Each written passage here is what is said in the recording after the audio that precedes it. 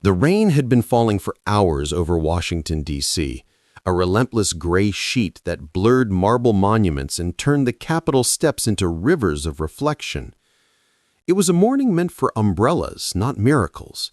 But that day, under the wide stone arch of a government building, a miracle tried to happen. She couldn't have been more than 8. Her name was Leila Brooks, a tiny figure soaked to the bone, her shoes torn, her paper bag crumpled and leaking through. She stood in the heart of power, where limousines and lobbyists flowed like clockwork, clutching that paper bag like it held the last bit of her world. And in a way, it did. When the tall man in a navy overcoat approached, surrounded by aides and flashing cameras, she stepped forward through the downpour. Her voice cracked but carried. "Sir, please, can you help my mom?" The crowd didn't notice her. Not yet. They rarely did. But he did. Senator Nathan Hale, the man the press called the Iron Gentleman of Congress. She lifted the bag toward him. Inside was a single banana. "It's all I have," she said softly, her lips trembling. "But if you save my mom, you can have it." The aides froze. The reporters blinked. And Nathan, the man who had argued on the Senate floor with ice in his voice and precision in his logic, forgot how to speak. That moment, captured by a photographer across the street, would circle the globe before nightfall. But what no one could have known was that this little girl hadn't just stopped a politician. She had stopped time itself, and awakened a truth he'd spent years forgetting. Nathan Hale was a man who believed in systems, rules, discipline. At 51, his reputation was built on order, the kind that wins elections and silences emotion. He'd been called principled, pragmatic, cold, and he wore those words like armor. That night, as thunder rolled above his Georgetown townhouse, he replayed the video that had gone viral. The soaked girl, the trembling voice, the banana. Millions of comments poured in, some calling him a hero for noticing her, others accusing him of political theater. But Nathan knew the truth. He hadn't been acting. He had been haunted. Something about her eyes, that exact shade of storm gray, had cut through years of silence. He poured himself a drink, but the ice clinked against the glass like it was mocking him. The rain hadn't stopped outside, and neither had the questions in his head. Her name, according to the reporters, was Leila Brooks. Her mother, Emma Brooks, had been arrested for embezzlement from a medical charity. She claimed innocence. The evidence said otherwise. "Mom says the truth always wins," Leila said, eyes shining with a fragile kind of faith. "But nobody's helping her." Nathan's chest tightened. There it was again, that phrase, "Truth always wins." Someone else had said those words to him once, long before his world had turned gray. He asked to see the letter her mother had sent from jail. It was written in neat handwriting, smudged from tears. At the bottom was a signature. Emma Hale. Not Brooks. Nathan's breath caught, his hand trembled, his blood turned to ice. That night, Nathan stood outside the detention center. He had convinced himself it was a coincidence, a name, a trick of fate. But as the heavy doors clanged shut behind him and the fluorescent light flickered across his suit, the truth began to take shape, like a shadow emerging from fog. The guard led him to a small interview room. The smell of bleach hung in the air. When the door opened, a woman stepped in. She was thinner now, older, her hair tied back, her wrists shackled. But when she looked up, her eyes struck him like lightning. He forgot how to breathe. "Emma," he whispered. Her lips parted in disbelief. You remember?" He didn't answer. He couldn't. The flood of images came crashing back.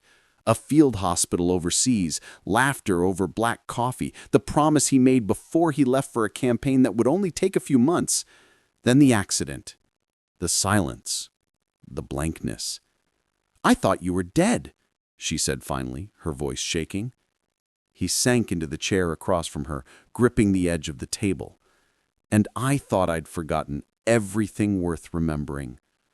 She swallowed hard. "You didn't forget everything, Nathan.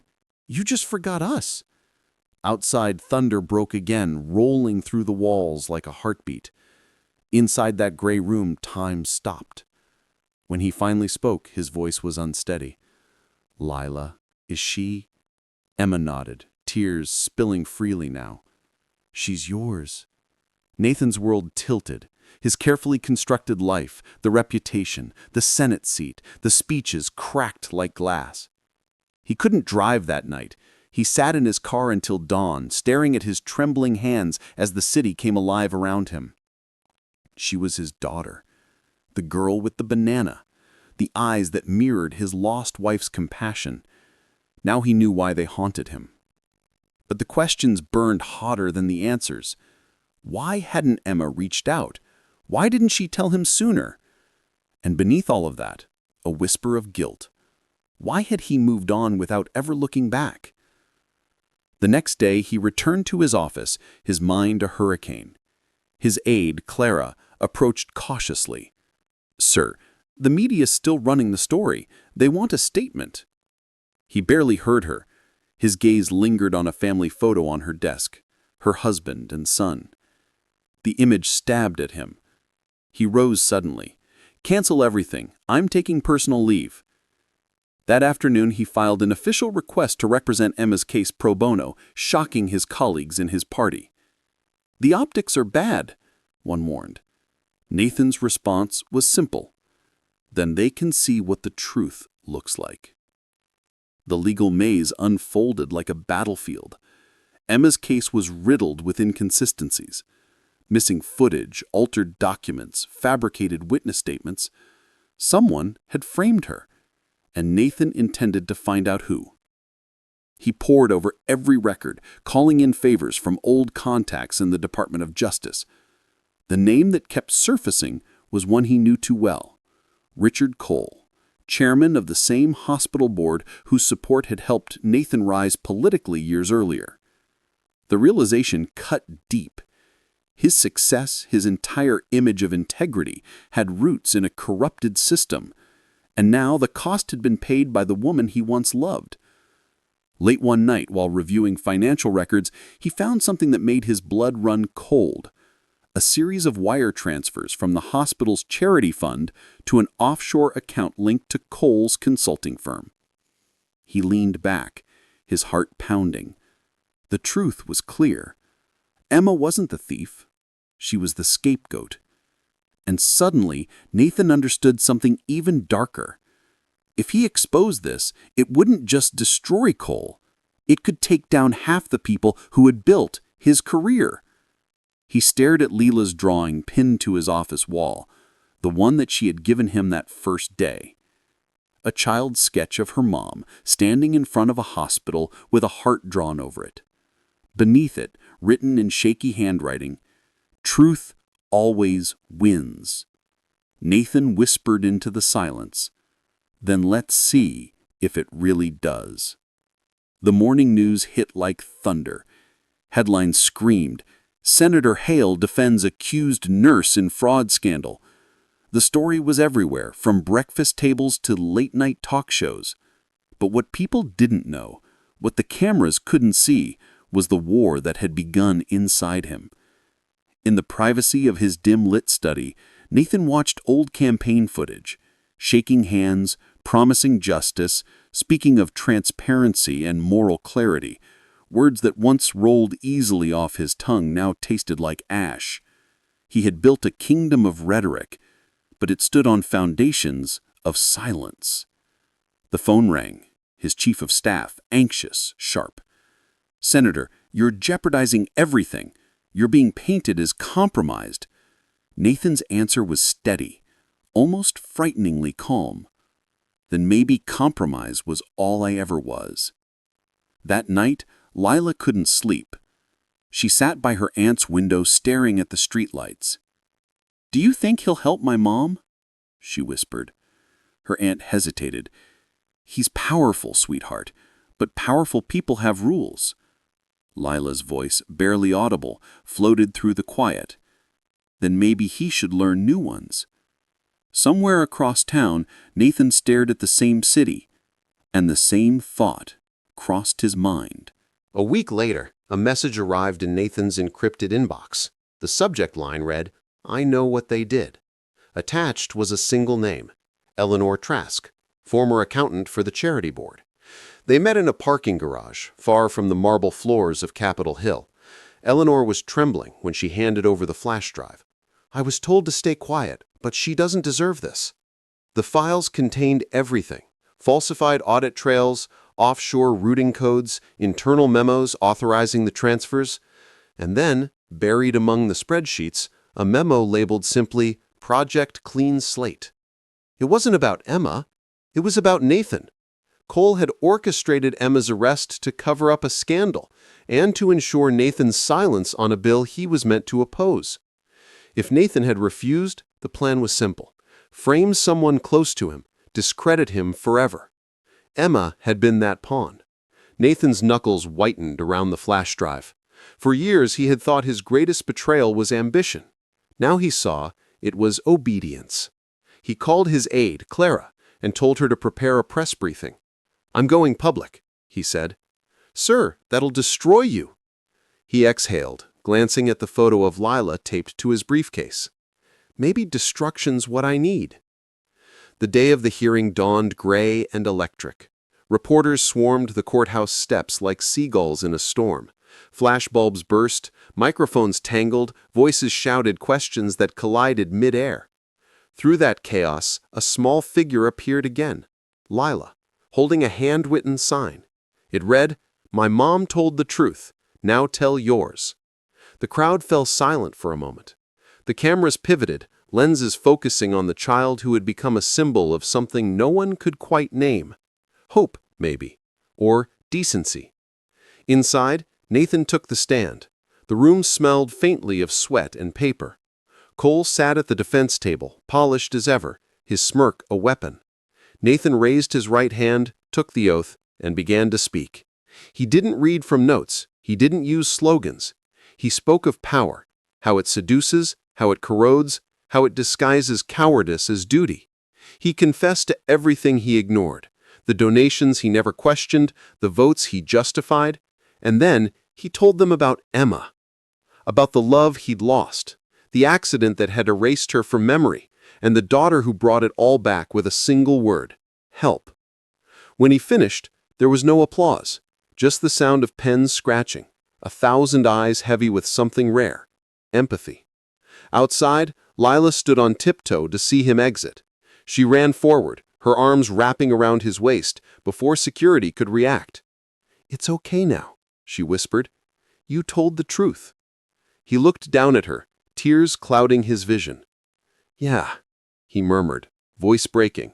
"We both did." That night, the political world caught fire. News anchors called it the fall of an American titan. Pundits debated whether Nathan Hale was a hero or a hypocrite. But somewhere beyond the headlines, something softer was happening, a kind of national reckoning. Thousands of messages poured into Emma's defense fund. Nurses, teachers, single mothers, people who saw in her story a reflection of their own. Within weeks, the charges were dropped. Cole was indicted, and Nathan resigned. He gave one final press conference on the Capitol steps. The rain returned, almost symbolic, washing the marble clean. "I spent my life believing leadership was about control, but leadership without compassion is just theater. I forgot that the people we serve are not numbers, they're souls." He paused, glancing at Lila and Emma watching from the crowd. Maybe that's why the smallest voice, a child's, can sometimes be the loudest truth. He stepped down from the podium, walked into the rain, and didn't look back. That night, he sat alone in his apartment, surrounded by half-packed boxes. The phone rang once, twice. He almost ignored it, until he saw the caller ID. Lila Brooks. "Hi," her small voice said. "Mom says we're making soup tomorrow for people who don't have homes. She said you can come if you like." He smiled, truly smiled, for the first time in years. I'd like that very much." When the line went quiet, Nathan looked out the window at the storm-soaked city, the same city that had once made him forget what mattered. Now, in its reflection, he saw the faintest outline of something he hadn't seen in decades.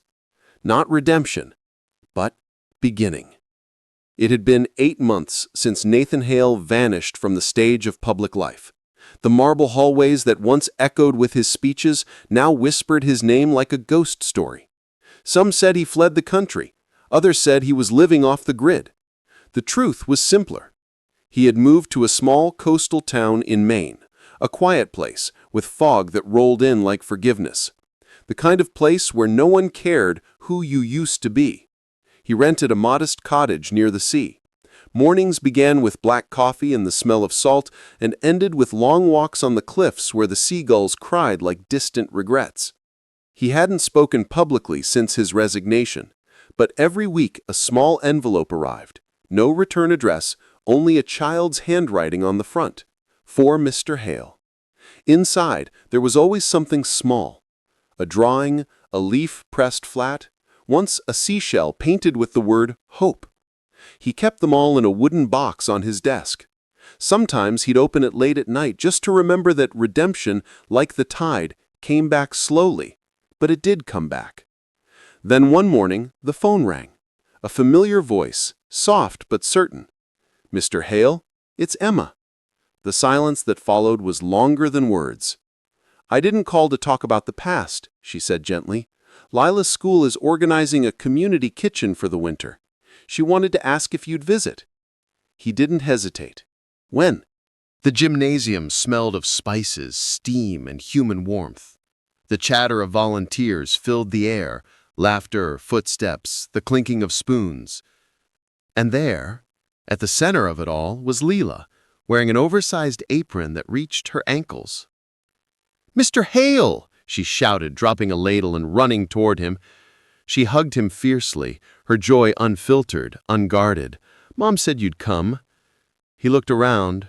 The tables were filled with faces, people displaced by the system he once helped build, veterans, single mothers, the elderly. And beside them, volunteers, nurses, teachers, students, all serving bowls of soup and quiet dignity. Emma appeared from behind the counter, her hair tied back, her eyes tired but luminous. "It's been a while," she said softly. "Too long," he replied. They worked side by side all afternoon. No titles, no microphones, just hands passing food and hearts remembering what service actually meant. At one point, a man approached, thin, pale, trembling. He looked at Nathan and said, "You're the senator, aren't you? The one who fell?" Nathan hesitated, then nodded. The man smiled weakly. "Then you know what it's like to lose everything. Welcome to the club." Nathan couldn't help but laugh, not bitterly, but freely. For the first time, he wasn't ashamed of his fall. It had stripped him bare, but it had also made him human again. When the night ended, Lila handed him a bowl of soup she'd saved. She said, "I made this one, for you." He tasted it, simple, earthy, perfect. "Best thing I've had in years," he murmured. And for the first time, she saw him smile with peace instead of guilt. Days turned into weeks, weeks into seasons. Nathan found purpose again, not in speeches, but in listening. He began writing letters, not to politicians, but to ordinary citizens who'd written him after his fall, people who said his truth had changed their own. He started a small blog called The Long Road Back. It wasn't political, it was personal. Reflections on accountability, love, and what it means to rebuild after disgrace. The world surprisingly listened. Teachers quoted his lines in classrooms. Veterans shared his essays in therapy groups. Even journalists, once relentless critics, began to see something deeper, not scandal, but evolution. Then one day a letter arrived from across the ocean. It was written by a young activist in South Africa. She wrote, "When you spoke about how one child's plea broke your pride, I cried, because here, too, people forget the power of one small voice. Thank you for reminding us." Nathan folded the letter carefully, placed it next to Leela's drawings, and whispered, "It wasn't me who reminded you. It was her." That night, he stood by the window, watching snow fall softly against the glass. In that quiet moment, he realized something profound. The fall of one man had become the rising of many. Spring came with the sound of laughter and the smell of renewal. Leela's community kitchen had become something much larger, a full-fledged foundation called the Hope Table. It provided meals, shelter, and medical care across several cities, and behind it all was a small team of volunteers, led by a mother, her daughter, and quietly, a man who once governed but now simply served. Reporters began to take notice again, though not for scandal this time. They wanted to know who was funding this, who was organizing it. When they found out, the world blinked in disbelief. Nathan Hale, once disgraced, now reborn through humility. One journalist asked him directly, "Senator, how does it feel to fall from power only to find purpose?" He smiled faintly. "I used to think leadership meant standing on a podium. Now I know it means kneeling beside someone who's hungry and listening." The article went viral, but Nathan didn't read it. He was too busy unloading boxes of vegetables with Leela. At one point, she asked, "Do you miss it? The speeches? The cameras?" He shook his head. "No, Leela. I think they were the noise that kept me from hearing what mattered." She looked up, eyes bright. "Mom says the quiet is where God talks." He smiled. "Then your mom's wiser than any senator I ever met." As the sun dipped behind the horizon, painting the sky with gold, Nathan watched the people they were feeding, the same people his old policies might have overlooked. And he thought, not for the first time, that maybe grace doesn't come to those who deserve it, but to those who finally stopped pretending they do. By the third year of the Hope Table, what began as a local food drive had become a national movement. Volunteers from across the country wore shirts that read, "Serve first, speak later." It wasn't a slogan Nathan had written, but one Lila had said offhand during an interview at her school. And somehow it captured the spirit of everything they'd built, quiet service born from pain. But the past, as it always does, found its way back. One morning, a black car pulled up outside Nathan's cottage. Inside sat a familiar face, Governor Laura Kent, a sharp-eyed woman whose campaigns had once run side by side with his. "Nathan," she said, stepping out, her tone careful, respectful. "Washington is holding a national ethics summit. They want you to speak." He froze. "You want me to go back?" She smiled faintly. "Not as a politician, as a man who learned the hard way what integrity really costs." He looked past her toward the sea. The wind carried the sound of waves, the same sound that had cradled his exile. "I don't know if the world wants to hear from me again," he said quietly. Laura tilted her head. "The world needs to. We've had enough men who talk about honor. Maybe it's time they heard from one who lost it and found it again." That night, Nathan sat on his porch, the letter of invitation in one hand, a mug of cold coffee in the other. Emma joined him after putting Lila to bed. "You're thinking of going," she said softly. He nodded. "I'm afraid of what it might stir up." She leaned on the railing beside him. "You've spent years helping people rebuild their lives. Maybe it's time to rebuild your own in public." Her words lingered long after she'd gone inside. By dawn, he'd made his decision. He would go back, not to reclaim power, but to tell the truth about what it means to lose yourself and still choose to try again. The Washington summit was being held in a hall Nathan knew too well. Once he had stood on that very stage, his name in gold letters, cameras flashing, people cheering. This time, there was no podium waiting, only a simple microphone and a chair. The audience was full of journalists, officials, students, and skeptics. Some expected an apology, others expected a spectacle. But when Nathan walked on stage, he simply sat down, folded his hands, and said, "My name is Nathan Hale. I used to believe I could change the world by writing laws. I was wrong." A hush fell over the crowd. He continued, his voice steady. I helped build systems that forgot people. I believed integrity was something you could own, until a little girl showed me it's something you have to earn every single day. He spoke of his fall, not to excuse it, but to expose it. He spoke of Emma, the woman whose conviction had cost her freedom. And he spoke of Lila, whose simple plea had shattered his pride and restored his soul. Then he said something no one expected. Leadership isn't about being trusted. It's about being worthy of trust after you've lost it. When he finished, there was no applause at first, only silence, the kind that feels sacred. Then slowly, people stood, not for the man he had been, but for the man who'd finally learned what it meant to be human. Later, as he left the hall, reporters swarmed him, microphones flashing like lightning.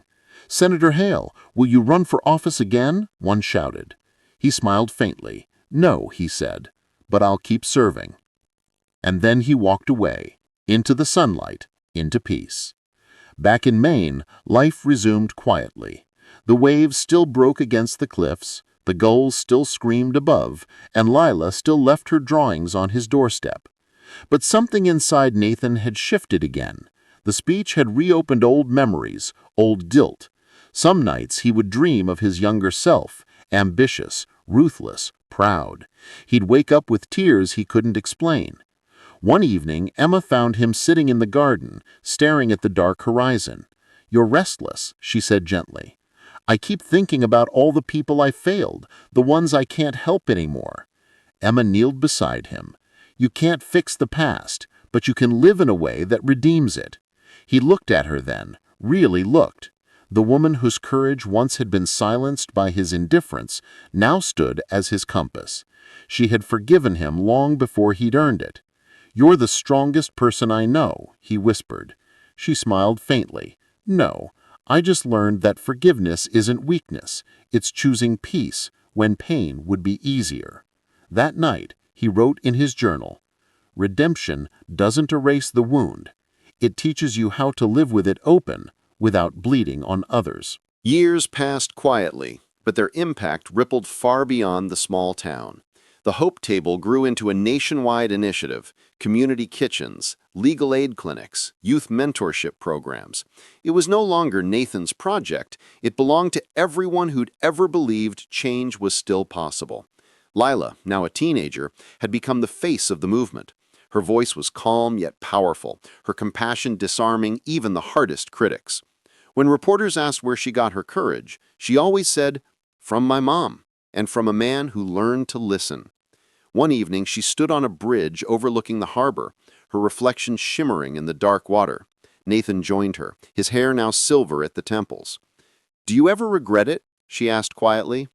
He thought for a long time before answering. "I regret the years I wasted believing pride was strength, but if falling was what it took to meet you, then no, I wouldn't change a thing." Lila leaned her head on his shoulder. "You know, I used to think you saved Mom, but now I think she saved you." He smiled. "Maybe she saved us both." The sun sank lower and the bridge lights flickered to life, glowing like constellations across the water.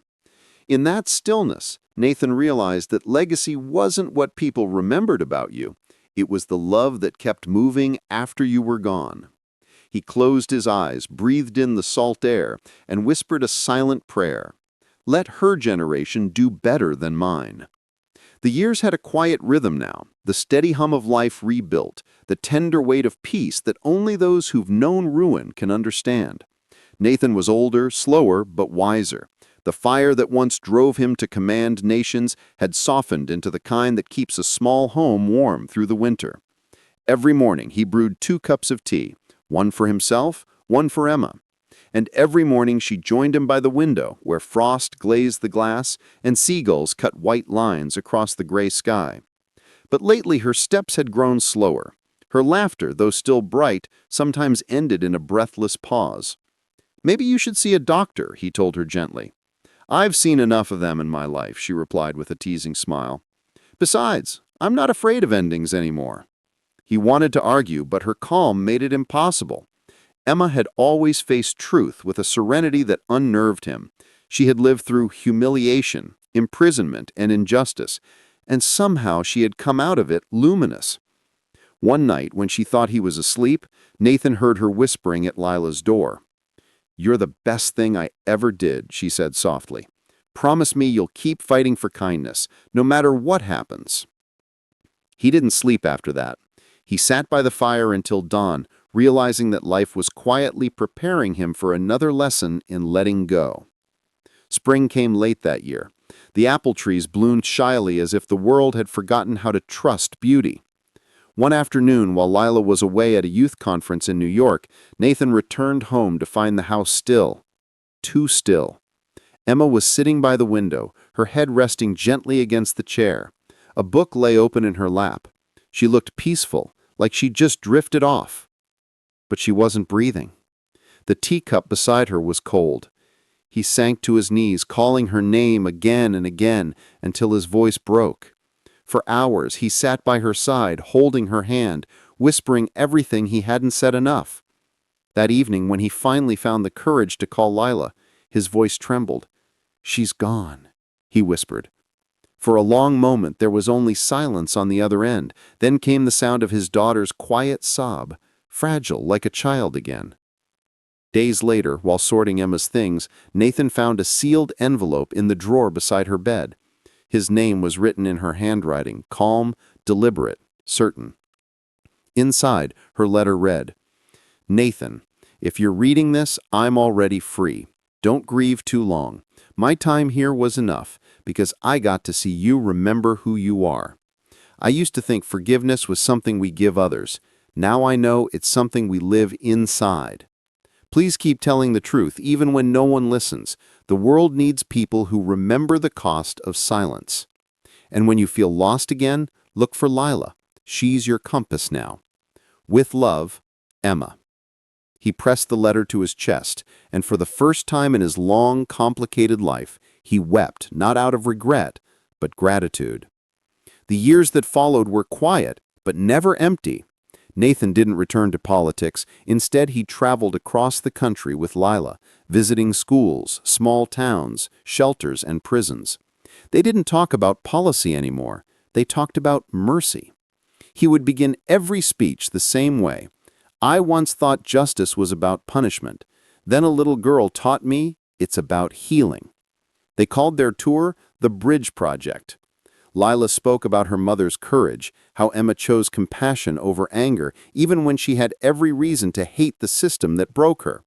At each stop, people shared their own stories, of broken families reunited, of mothers forgiven, of daughters finally believed.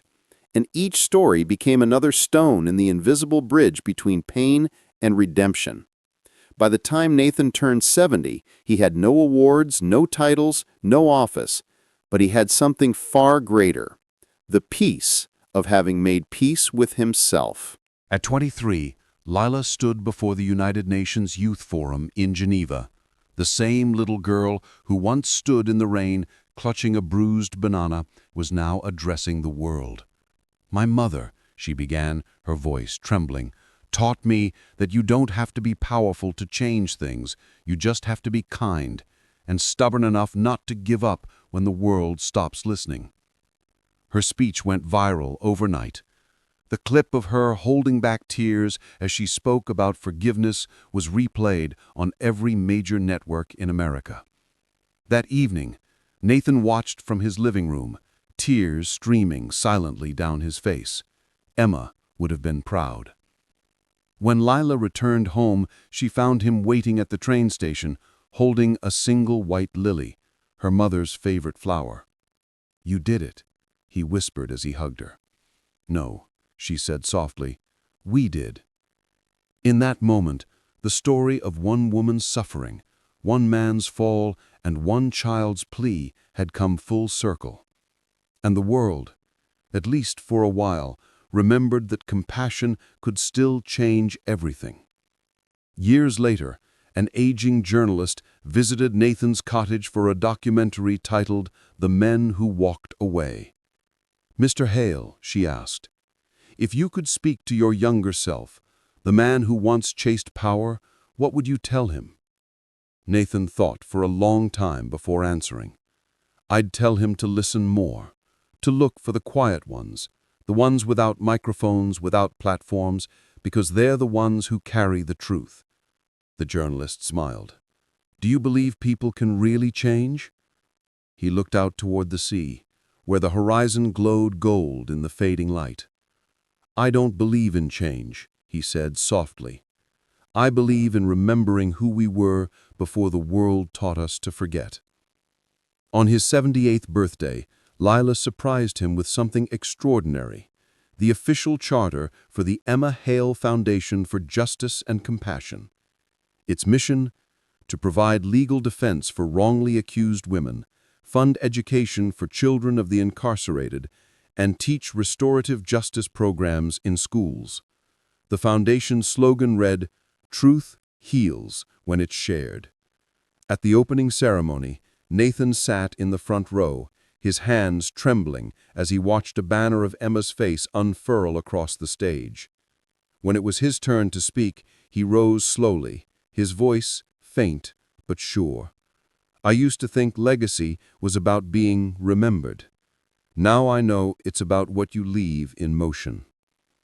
As he looked out across the crowd, volunteers, teachers, children, he saw Emma everywhere, in every smile, every promise, every act of quiet courage.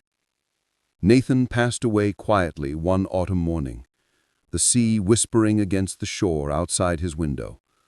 When Lila entered his room, she found him sitting upright, the sunlight pooling across his face, the letter from Emma still resting on his nightstand. At his funeral, hundreds gathered, not politicians but ordinary people, a janitor from the courthouse, a mother from a shelter, a young lawyer who said Nathan's speech had inspired her to defend the innocent. Lila spoke last. Her words were simple. My father taught me that redemption isn't about rewriting your past. It's about choosing love every day until your story turns into light. Years later, she would stand by the same courthouse steps where her 6-year-old self once begged for help, now placing flowers in memory of both her parents. The rain began to fall, gentle, cleansing, just as it had that first day. And in that quiet rain, the story of Nathan, Emma, and Lila found its true ending, not in triumph, but in tenderness.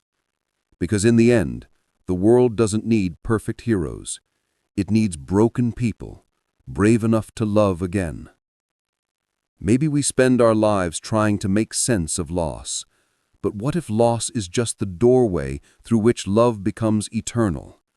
Nathan Hale's story reminds us that truth, no matter how painful, will always find its way home. And sometimes it comes to us in the smallest voices, standing in the rain, holding nothing but hope.